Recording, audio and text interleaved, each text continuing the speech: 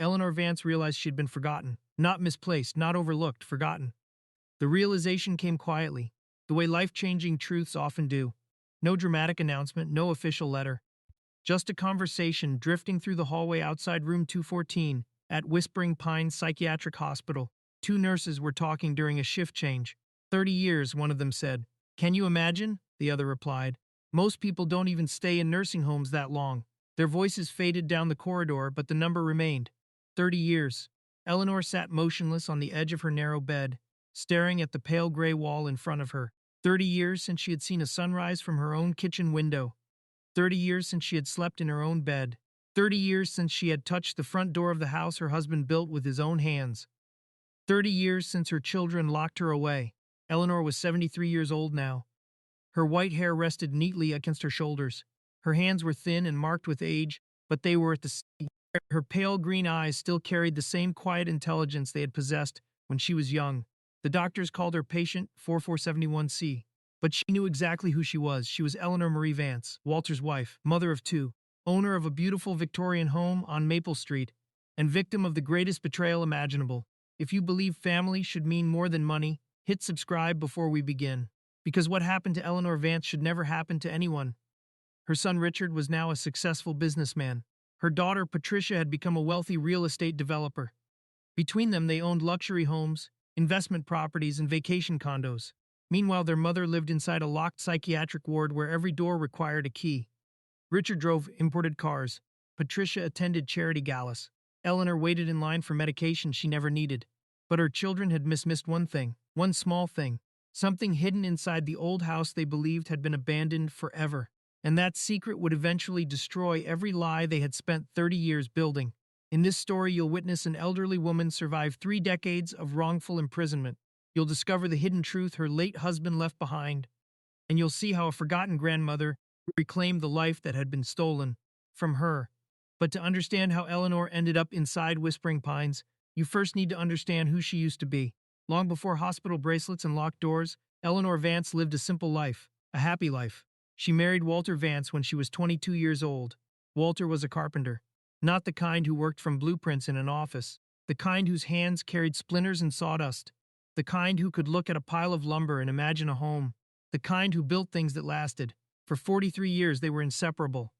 Walter wasn't wealthy, neither was Eleanor, but together they created something many wealthy people never find: contentment. Their home on Maple Street wasn't large by city standards. 3 bedrooms, a wraparound porch, a small garden, a detached garage, but every inch of it carried a memory. Walter built the kitchen cabinets himself. He installed the bookshelves in the living room. He carved Eleanor's initials into a hidden corner of the porch railing when they celebrated their 20th anniversary. That house wasn't property. It was their life story written in wood. They raised 2 children there. Richard arrived first. Patricia followed 3 years later. Like most parents of their generation, Walter and Eleanor sacrificed without keeping score. When Richard needed college tuition, they refinanced the house. When Patricia wanted graduate school, Walter worked overtime. When money grew tight, Eleanor took weekend tutoring jobs. They skipped vacations. They wore old clothes. They postponed retirement.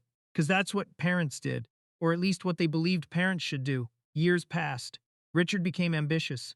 Patricia became successful. The children moved away, first physically, then emotionally. Phone calls became shorter. Visits became rarer. Holidays became complicated. The Sunday family dinners stopped altogether. At first, Eleanor blamed adulthood. People were busy. Careers demanded attention. Families grew. Life happened, but Walter noticed the changes sooner. He saw how quickly conversations shifted whenever money was mentioned. He noticed how often Richard asked questions about the house, how Patricia seemed interested in property values, how neither child asked whether their parents were happy, only whether everything was organized. One evening, Walter sat on the porch watching the sunset. The air smelled of freshly cut grass. Crickets chirped in the distance. Eleanor brought him coffee. Walter stared toward the road. "You ever get the feeling they see this place differently than we do?" he asked. Eleanor smiled. "They're just practical." Walter nodded slowly. "Maybe." But he didn't sound convinced. Years later, Eleanor would remember that conversation. She would remember the worry hidden beneath Walter's calm voice, because he had seen something she refused to see. The warning signs were small: a forgotten birthday, a missed anniversary, a Christmas canceled at the last minute, tiny disappointments, easy to excuse, easy to ignore, until they weren't. Then came the event that changed everything. Walter suffered a heart attack during the third week of November. The doctors tried. The specialists tried. Walter tried. But 6 months later, he died in the bedroom they had shared for 4 decades. Eleanor held his hand until the very end. After the funeral, the house felt impossibly quiet. No footsteps, no radio playing in the garage, no smell of fresh sawdust drifting through open windows, just silence. Richard and Patricia arrived frequently during those first few weeks. At first, Eleanor found comfort in their attention. Her children seemed concerned, supportive, helpful. They handled paperwork, organized finances, reviewed insurance documents, discussed future plans. But gradually the conversations changed. The questions became more specific, more financial, more focused on ownership. How much was the house worth? Where were the deeds stored? What investments existed? What legal documents needed updating? Eleanor answered honestly. Why wouldn't she? These were her children, the people she had spent her life protecting, the people she trusted more than anyone else in the world. One afternoon she stood in Walter's workshop. The room still smelled like cedar wood and machine oil. His tools remained exactly where he left them. A half-finished birdhouse sat on the workbench. Waiting. Just waiting. Eleanor picked it up and ran her fingers across the unfinished wood. A wave of loneliness hit her so strongly she nearly lost her balance. That's when she noticed something. Walter's old pocket watch. The one he carried every day for nearly 40 years. It rested inside an open drawer. Its brass surface reflected the afternoon sunlight. Eleanor picked it up. The watch felt heavier than she remembered. On the back were 4 numbers. The year they bought the house. Walter never went anywhere without that watch. Not once. And for reasons she couldn't explain, Eleanor slipped it into her pocket. A small act. An insignificant decision. But it would eventually save her life. At the time, she had no way of knowing. She simply wanted something that still belonged to Walter. Something untouched by lawyers and paperwork and grief. Something real. Outside, clouds gathered above Maple Street. The wind rustled through the old oak trees lining the neighborhood. And for the first time in her life, Eleanor felt afraid inside her own home. Not because of strangers, not because of illness, not because of age. Because somewhere deep inside, a tiny voice was beginning to whisper a truth she wasn't ready to hear. The people she trusted most might not be protecting her. They might be planning something else entirely. And before winter arrived, Eleanor Vance would discover exactly how far greed could push the people she loved. The betrayal was already in motion. She just couldn't see it yet. The family meeting took place on a rainy Thursday afternoon in January. Eleanor remembered the date because it was exactly 62 days after Walter's funeral. 62 days since she had buried the only person who had ever truly protected her. Richard called that morning. Mom, Patricia and I are coming over. We need to discuss some important things. His voice sounded professional, businesslike, not like a son calling his grieving mother, like a man preparing for a transaction. Eleanor spent the morning cleaning the house. Old habits. Company was coming. By 2 o'clock, both children had arrived. Patricia drove a black luxury SUV. Richard arrived in a silver sedan that cost more than Walter had earned in several years. They sat around the dining room table, where Eleanor had once served birthday cakes and Thanksgiving dinners. The same table where Walter had taught the children multiplication. The same table where Richard had announced his college acceptance. The same table where Patricia cried after her first heartbreak. Now it felt like a boardroom. Richard placed a folder on the table. Patricia opened a laptop.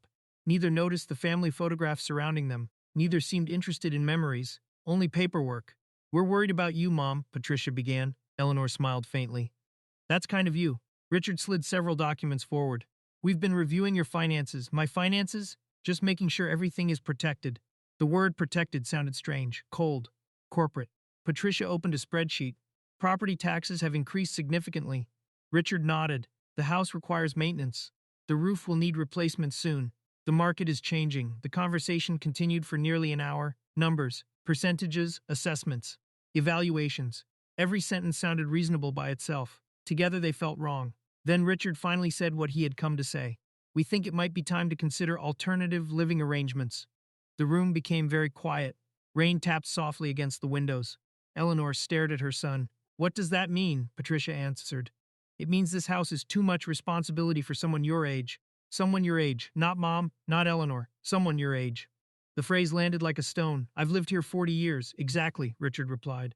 You don't need all this space anymore. Eleanor looked around the room. Walter's bookshelves. Walter's fireplace. Walter's workshop visible through the kitchen window. This wasn't space, this was home. I'm not selling. The answer came immediately. Firm. Simple. Final. Richard and Patricia exchanged a glance, a look Eleanor didn't understand at the time, but she would remember later. The look of people whose plans had just encountered resistance. Over the following weeks, the pressure increased. Phone calls became daily, then multiple times per day. Patricia arrived unexpectedly with financial advisors. Richard brought attorneys. Everyone seemed to have paperwork.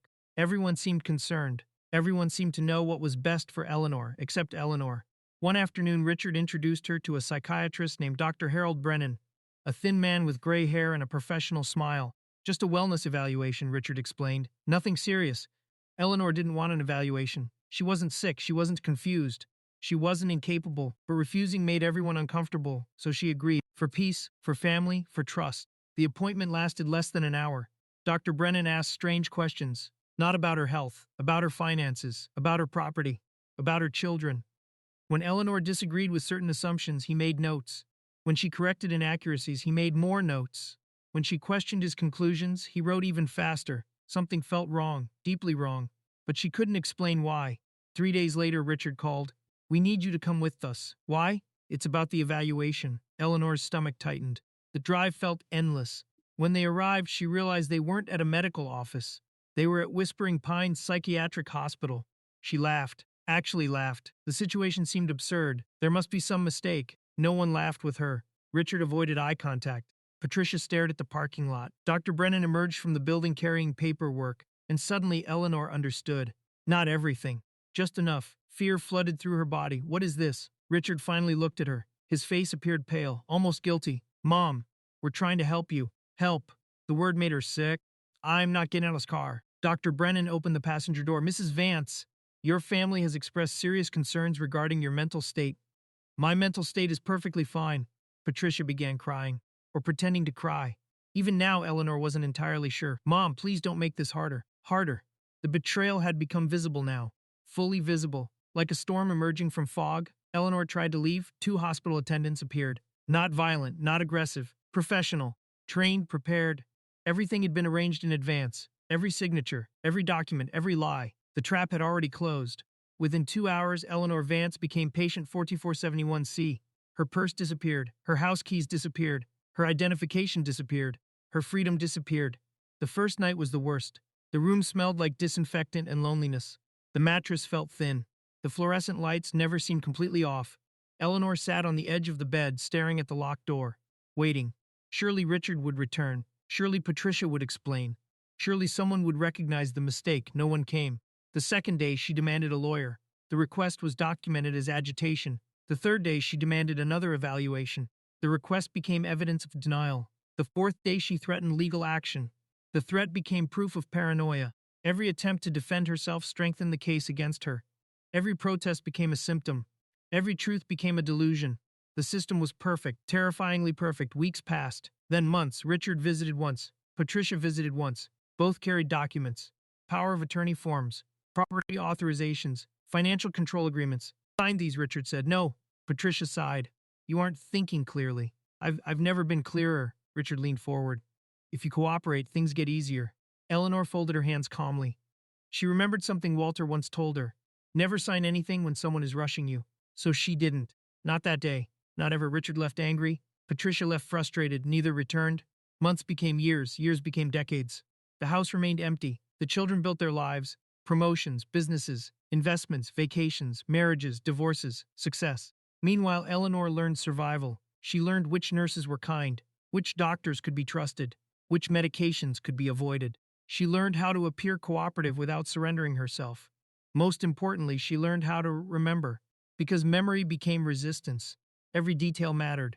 Walter's face, the smell of sawdust, the creak of the porch swing, the sound of rain against the kitchen windows, the weight of Walter's pocket watch, especially the pocket watch. She still had it, hidden, protected, the only possession that survived her imprisonment. Many nights she held it beneath her blanket, running her thumb across the engraved numbers. She never understood why Walter valued it so much, but she couldn't let it go. It represented something larger, a connection to the life they stole, a connection to the truth. 30 years passed that way, slowly, cruelly, one season after another, one medication round after another, one forgotten birthday after another, until finally, on a cold Tuesday morning, Eleanor overheard a conversation that changed everything. A conversation about property records, a a conversation about audits, a conversation suggesting that despite everything, the house still belonged to her. And if the house still belonged to her, then perhaps Walter had left something behind, something important, something worth surviving 30 years to find. For the first time in decades, hope appeared. Small, fragile, dangerous, but real. And once hope entered Eleanor Vance's heart, it refused to leave. She didn't know it yet. But the old house on Maple Street was waiting for her.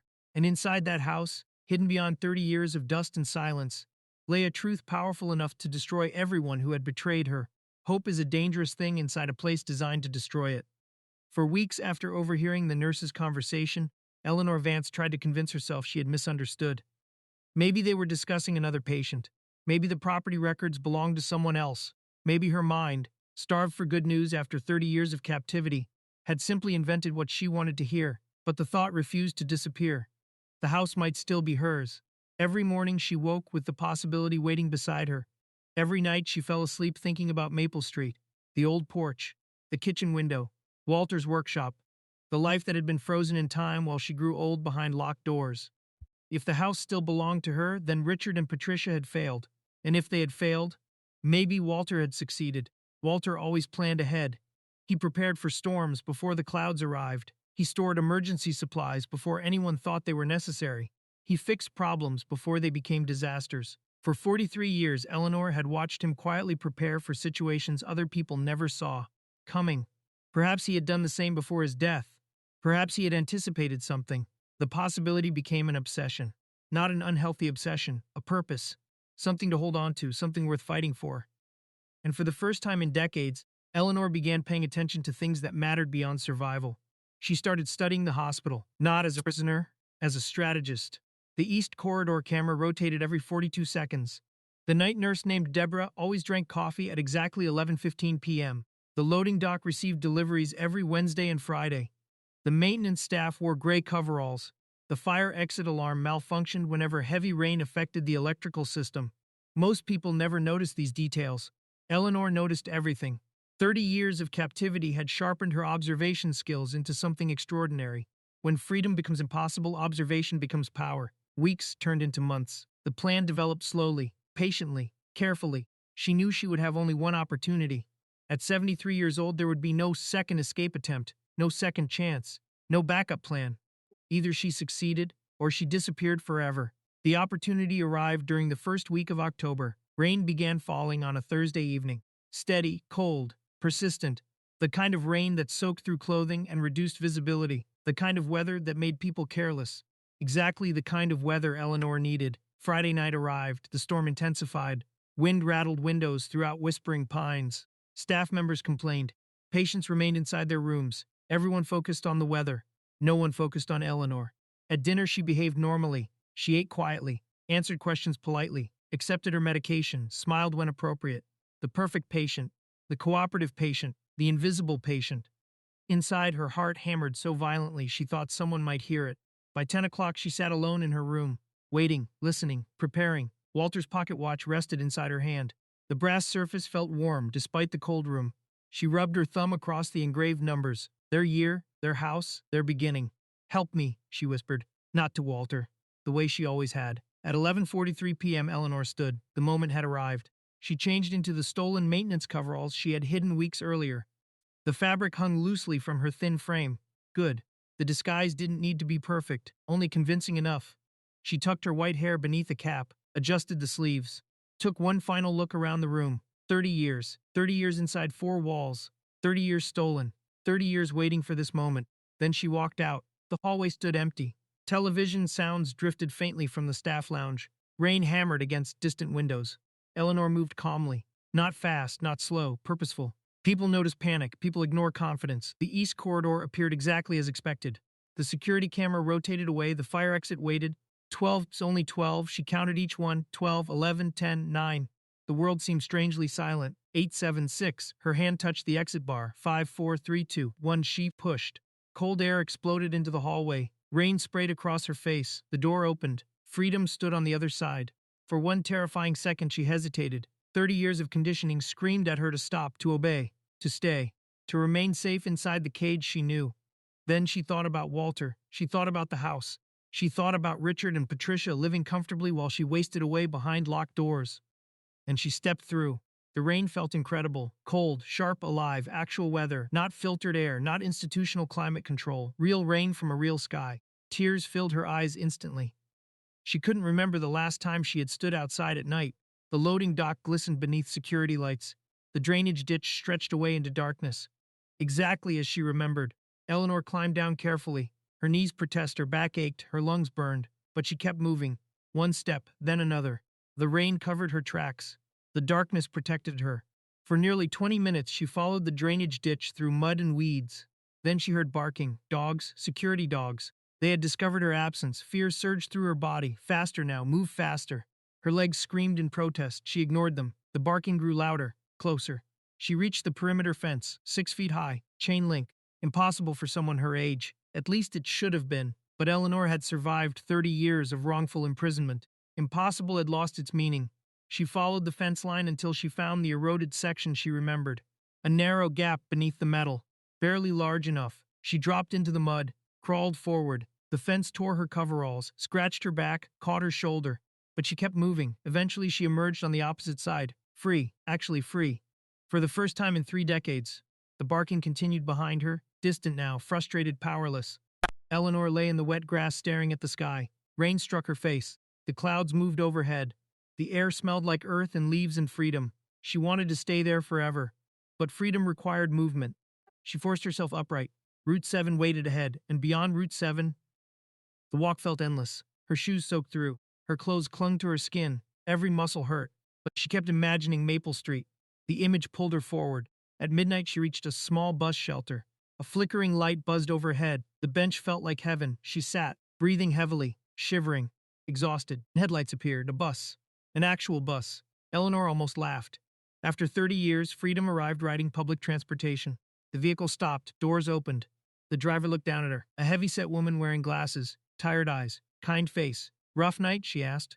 Eleanor smiled weakly. You have no idea. The driver studied her appearance. Mud, rain, torn clothing, pajamas visible beneath the coveralls. 1,000 questions should have followed. None did. Instead, the woman simply nodded. Get on. Eleanor climbed aboard. How much to Millbrook? The driver glanced at her trembling hands. We'll figure it out later. Kindness. Simple kindness from a complete stranger. Eleanor nearly cried.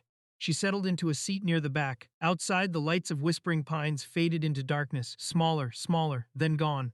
The prison that had consumed 30 years disappeared behind her. Ahead lay uncertainty, danger, possibly failure, but also possibility. For the first time since 1994, Eleanor Vance controlled her own direction. The bus rolled through the storm, toward Millbrook, toward Maple Street, toward the old house, and hidden somewhere inside that abandoned home was a secret Walter had left behind. A secret powerful enough to change everything. Eleanor didn't know exactly what she would find, but she knew one thing with absolute certainty. She had not escaped for revenge. She had escaped for the truth, and by sunrise, she would finally stand in front of the house that had haunted her dreams for 30 years. The question was no longer whether she would make it home. The question was what would be waiting for her when she arrived. The bus arrived in Millbrook just before dawn. Eleanor stepped onto the sidewalk and immediately felt the weight of 30 missing years. The town was familiar and completely different. New businesses occupied old buildings. Streetlights had been modernized. Roads were wider. Storefronts carried names she had never seen before. But beneath all the changes, Millbrook was still Millbrook. The same hills surrounded the town. The same church steeple rose above the rooftops. The same old oak trees lined the residential streets. Eleanor stood quietly beneath the bus station awning while rain drizzled from the dark sky. She was home, at least geographically.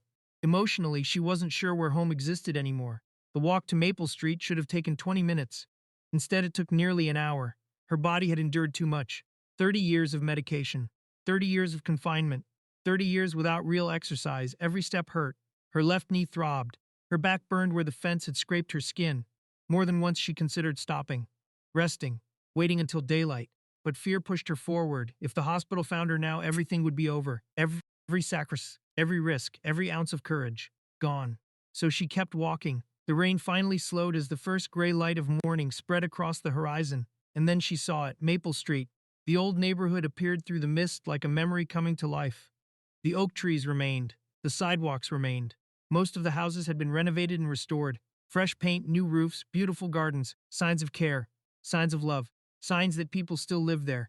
Then Eleanor saw number 742 and stopped. The house looked dead. The white paint had peeled away years ago. The porch sagged dangerously. Several windows were broken. The front yard had become a jungle of weeds and overgrown bushes.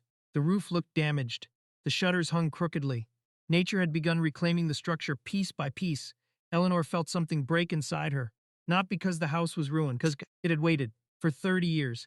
It had waited exactly like she had, abandoned, forgotten, left behind. She stood very still.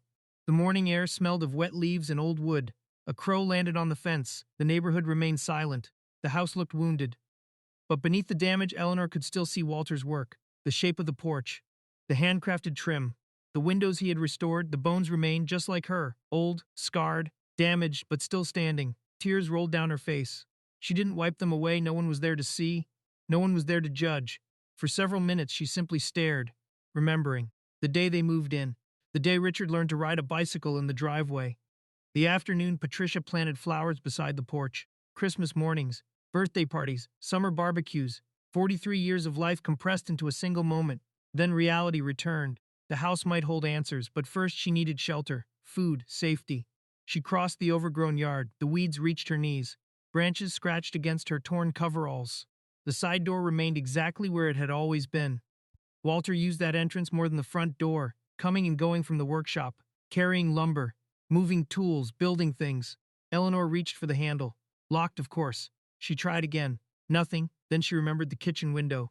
Years ago, the latch had broken. Walter always said he would fix it. He never did. Eleanor moved around the side of the house. The window remained. Dirty, cracked, but intact. She pushed carefully. The frame shifted. Just enough. A faint smile appeared on her face. Some things never changed. After several difficult minutes, she managed to climb inside. The kitchen smelled terrible. Mold, dust, decay. 30 years of abandonment.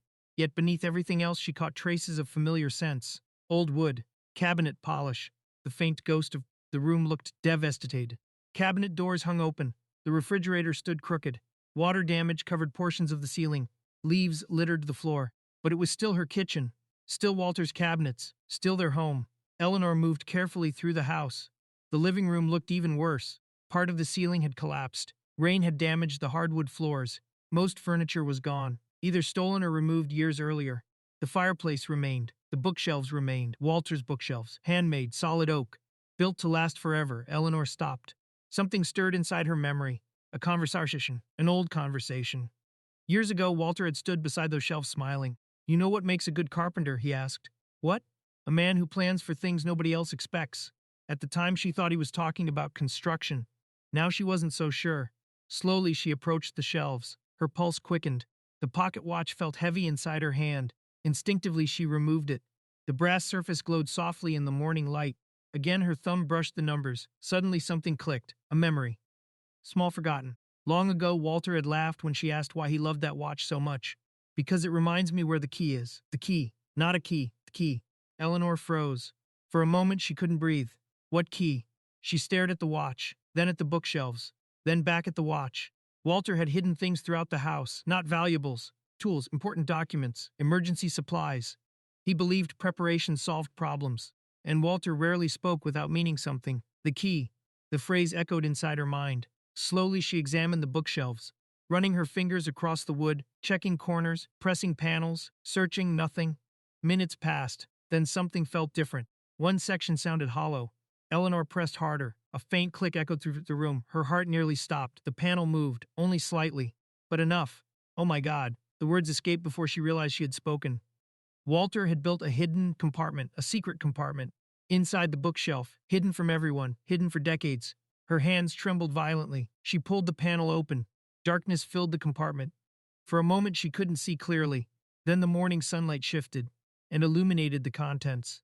A metal lockbox, a thick sealed envelope, and something wrapped carefully in plastic. Eleanor stared, unable to move, unable to think, unable to breathe. 30 years. 30 years of waiting. 30 years of questions. 30 years of wondering whether she had been forgotten. And now the answers sat directly in front of her. Waiting. Exactly where Walter had left them. Exactly where he intended her to find them. She sat slowly on the floor. The old hardwood creaked beneath her weight. The house remained silent. The entire world seemed silent. Even the birds outside had stopped singing. For the first time since escaping Whispering Pines, Eleanor felt something stronger than hope. Certainty. Walter had known. Not everything, maybe not the full betrayal, but enough. Enough to leave something behind, enough to prepare, enough to protect her, even after death. Tears filled her eyes again, different tears this time. Not grief, not pain, relief. Because for the first time in 30 years, Eleanor no longer felt alone. Walter was gone. But somehow he had reached across 3 decades to help her one final time. Slowly she reached toward the envelope. The paper looked old, yellowed, preserved. A name was written across the front in familiar handwriting. For Eleanor. Her hands shook harder than ever, because deep inside she already knew. Whatever waited inside that envelope was about to change everything. Eleanor stared at the envelope for a long time before opening it. 30 years of questions rested inside a few pieces of paper. 30 years of stolen life. 30 years of silence. The handwriting on the front belonged to Walter. There was no doubt about that. The same careful script she had seen on birthday cards, grocery lists, and anniversary letters throughout their marriage. For Eleanor. Just 2 words. Yet they carried enough emotion to make her hands tremble. Slowly she broke the seal. The first thing she found was a letter. Several pages long. Folded carefully. Protected from moisture. Protected from time. Protected for this exact moment. She unfolded the pages and began to read. My dearest Ellie, if you're reading this, then something happened that I prayed never would. Maybe I'm gone. Maybe you're alone. Maybe Richard and Patricia became exactly who I feared they were becoming. If that's true, then I'm sorry. I should have protected you better. Eleanor stopped reading. Tears blurred the words. Walter had known. Not everything, but enough. Enough to worry. Enough to prepare, she continued. For years I watched our children change. Success became more important than kindness. Money became more important than family. I kept hoping they would find their way back. Maybe they still will, but hope is not a plan. So I made one. Everything you need is here. The original property deed, financial records, and evidence. If anyone ever tries to take what belongs to you, don't trust promises. Trust facts. Trust documents. Trust the truth. Most importantly, trust yourself. You always see more than you think. I love you, Ellie. I always will, Walter. By the time she reached the final line, Eleanor was openly crying, not because she was sad, because for 30 years people had told her she was confused, delusional, unstable, wrong. And here was the one person who had truly known her, reminding her that she was none of those things. She was right. She had always been right. For several minutes she sat quietly, holding the letter against her chest. The morning sunlight slowly filled the ruined living room. Dust drifted through golden beams of light. Outside, birds sang in the trees. Life continued. But inside the old house, everything had changed. Finally, Eleanor turned her attention toward the lockbox. The key wasn't necessary. Walter had left it unlocked. Inside, she discovered stacks of documents, property records, bank records, insurance files, tax records, everything organized perfectly. Walter had always been organized, always careful, always prepared. Then she found something unexpected. A second envelope. Smaller, official-looking, the return address made her stomach tighten. Dr. Harold Brennan, the psychiatrist. The man responsible for destroying 30 years of her life. Eleanor opened the envelope immediately. The letter inside was short, only 1 page, but every word felt like a lightning strike. Richard, I have reviewed the information you provided regarding your mother's condition. As discussed, the symptoms described would not normally qualify for involuntary commitment. However, considering the financial arrangement we agreed upon, I am willing to proceed with an evaluation that supports your petition. Please ensure your sister is present during the assessment. Consistent testimony will strengthen the documentation. The remainder of the agreed payment should be delivered before admission. Regards, Harold Brennan, MD. Eleanor stopped breathing. The room seemed to spin. She read the letter again, then a fourth time. The words never changed, the meaning never changed. The truth was undeniable. Richard had bribed Dr. Brennan. Patricia had participated. Everything had been planned, every lie, every document, every accusation. Every year she spent trapped inside Whispering Pines, purchased, arranged, 30 years of her life exchanged for money. She stood very still. Then, something unexpected happened. The anger disappeared, not entirely, but enough, because after 30 years rage had finally been replaced by certainty. She wasn't crazy, she wasn't mistaken. She wasn't imagining things, she had proof, real proof, written proof. Proof powerful enough to destroy every lie her children had built. The discovery should have felt like victory. Instead it felt like responsibility, because now Eleanor faced a choice. She could hide, disappear, spend her remaining years quietly living in the ruined house, or she could fight. Fight for herself, fight for the truth, fight for every person who had ever been silenced by people with power. Walter had left her evidence, not revenge, evidence. The difference mattered. As afternoon approached, exhaustion finally overwhelmed her. She had escaped a psychiatric institution, traveled through the night, walked across town, discovered proof of a 30-year conspiracy. Her body could endure no more. She carried the documents downstairs to the basement, the safest place in the house, the strongest place in the house. There she found old blankets stored inside sealed containers, dusty, worn, but usable. That night Eleanor slept beneath the house she had fought so hard to reach. The wind moved through broken boards above her. Rain tapped softly against distant windows. The smell of old wood surrounded her. For the first time in 3 decades, she wasn't sleeping in a hospital. She wasn't patient 4471C. She wasn't a diagnosis. She wasn't a file. She was Eleanor Vance, back in her own home, back where she belonged. When she woke the following morning, sunlight filtered through a small basement window. For a few seconds she forgot where she was. Then memory returned. The escape, the house, Walter's letter, the evidence, everything. And with memory came purpose. She could no longer remain hidden forever. Sooner or later the hospital would find her. Sooner or later Richard and Patricia would learn she had returned. Sooner or later someone would try to silence her again. The difference now was simple. This time she was ready. Walter had given her the truth, and the truth was stronger than fear. Eleanor rose slowly. Her joints ached. Her muscles protested. But her mind felt clearer than it had in decades. She gathered the documents, placed them carefully inside the lockbox, and made a decision.